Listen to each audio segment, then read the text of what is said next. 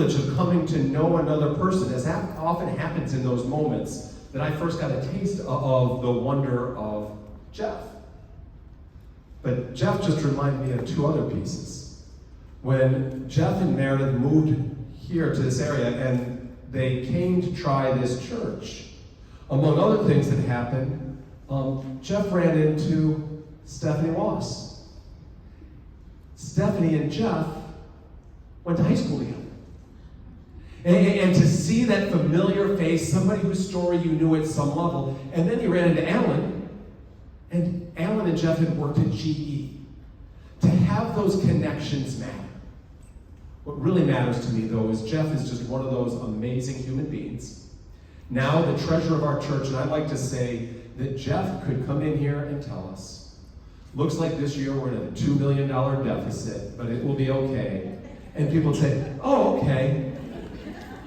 He just has that wonderful warmth about him and a trustworthiness and just a beautiful person. So I welcome Jeff. Thank you, Peter.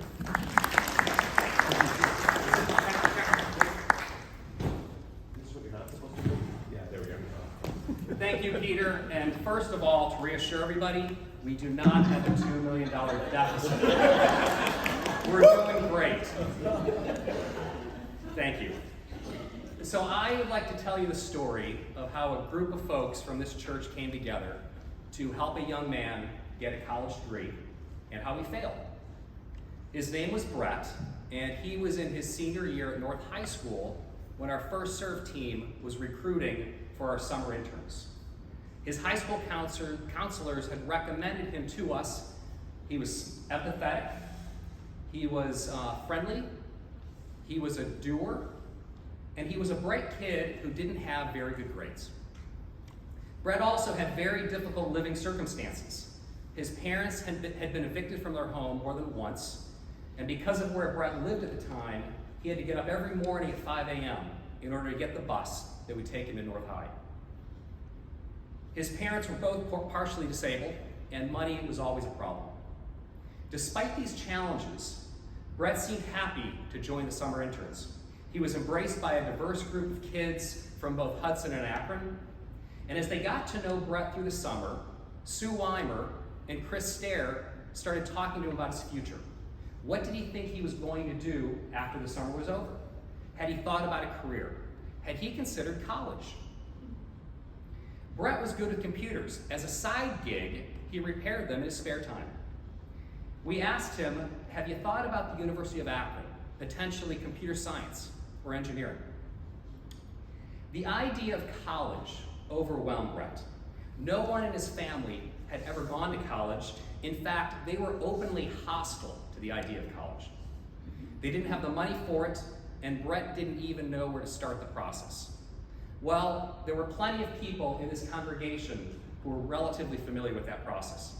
Someone put in the time to sit with him, help him fill out his FAFSA, which determines financial aid. Someone else worked with him to fill out the application for the University of Akron. And within a few weeks, he got the word that he was accepted. He also received his financial aid package, which was a full ride, all tuition, all educational expenses were covered. Brett shared the news with his family. And as I said, they were totally against the idea of him going to college.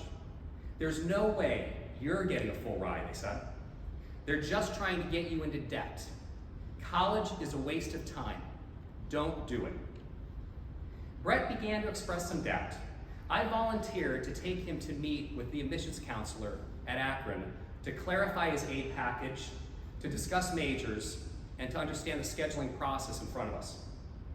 We sat in the counselor's office, and she pulled up Brett's file on her computer.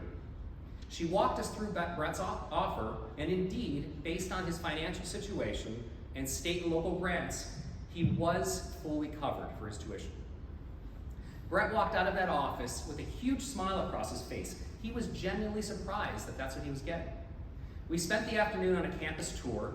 Brett saw the new dorms, the dining halls, the engineering building, the robotics lab. Really cool stuff. He told me it was nicer than any place he'd ever lived. I said, what are you gonna do, Brett? He said, I'm going to Akron. Over the course of the summer, folks in this church continued to step up for him. We realized that Brett needed to live on campus, where he could be immersed in the environment and all the support it could offer him. And frankly, he needed to live away from his family. That would require, though, more money, as his financial aid only covered tuition. We told Brett's story to a few friends in the church, and within a few days, his room and board were covered for at least the first year. The generosity of folks continued to shine through. I had the privilege of taking Brett to his new student orientation, and he threw himself into the day. He met other incoming students.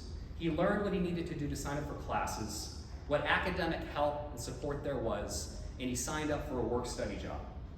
He was thrilled with what the future held. The start of fall semester approached.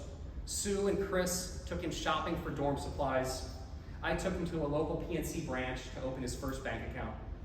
A group of us gathered at the dorms to help him move in. His parents were there too, and they seemed genuinely happy for him and grateful for the help he'd received. That day, after we moved him into his dorm, we toured the dorm facilities. This included a new laundry area. It was beautiful, cool lighting, brand new equipment, couches, chairs, study lounges everywhere. A great place to hang out. Brett told us that as soon as we left, he was going to do his laundry. This was the nicest laundry he'd ever seen.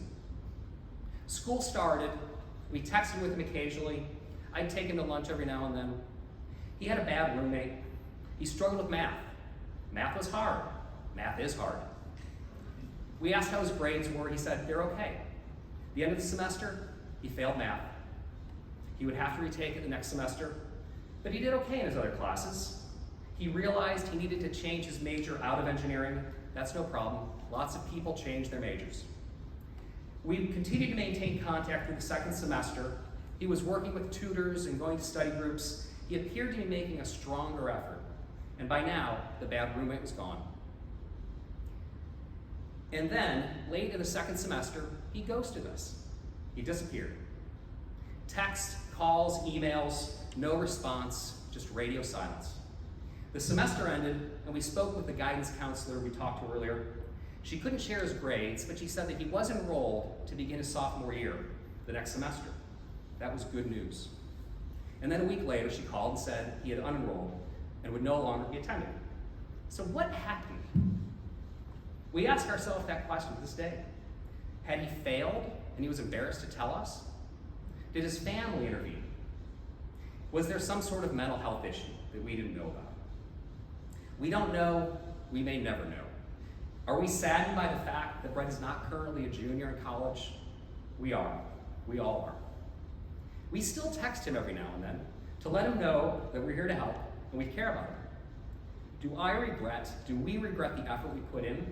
Absolutely not. Even though we failed at the main goal of helping him get his college degree, my faith tells me we really didn't fail. I learned a few things through this experience. First, I realized all the things I take for granted. 2 working parents who taught us the value of education and of hard work and of commitment. The unwavering support of an extended family and friends. The value of an education for my brother and I. A comfortable place to do your laundry. Second, this was an opportunity to grow my sense of faith, to learn that there is something bigger than success or failure. There is the faith that doing good is always the right thing to do, regardless of the outcome or of any payback. Finally, I learned that giving, truly selfless giving, is done without expecting anything in return. Would we do this all over again, knowing what we know now? Absolutely and hands down. Because I know I am better for it. And I hope and I pray that Brett is better for it as well. Thank you.